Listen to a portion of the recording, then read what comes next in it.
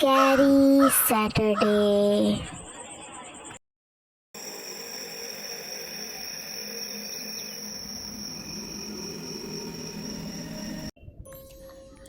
अंधेरा सिर्फ रोशनी की कमी नहीं है, ये उन सायों का घर है जो तुम्हारा नाम लेकर पुकारते हैं। स्वागत है आपका स्कैरी सैटरडे में। आज की कहानी अर्जुन की है। अर्जुन जो एक पत्रकार है। तो आइए सुनते हैं अर्जुन की कहानी। रात का अंधेरा चारों तरफ पसरा हुआ था। बादल इस कदर घने थे कि चांद की हल्की सी झलक भी गायब थी। मैं अर्जुन एक पुरानी सुनसान हवेली की ओर बढ़ रहा था।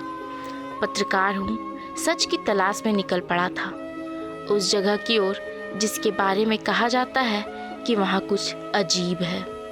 गांव वाले कहते थे कि उस हवेली में आत्माएं हैं। कोई गया तो लौटा नहीं, मगर मैं किसी अफवाह से डरने वालों में नहीं था। जैसे ही हवेली के गेट पर पहुंचा, लोहे का दरवाज़ा खुद ब खुद चरमराता हुआ खुला। अजीब बात थी, लेकिन मैंने ध्यान नहीं दिया।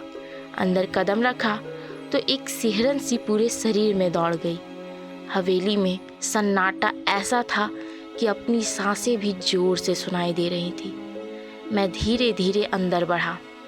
दीवारों पर जाले, जमीन पर धूल और हर कोना जैसे सैकड़ों सालों से अनछुआ पड़ा हो।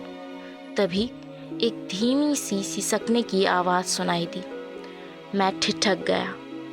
आवाज़ ऊपर वाली मंजिल से आ रही थी। हाथ में टॉर्च ली और सीढ़ियाँ चढ़ने लगा। हर कदम पर सीढ़ियाँ चिरचिरा रही थी, जैसे शिकायत कर रही हूँ। कमरे का दरवाज़ा अध खुला था। मैंने झाँका तो देखा एक औरत, बाल बिखरे हुए, एक पुराना गुड्डा हाथ में पकड़े बैठी थी।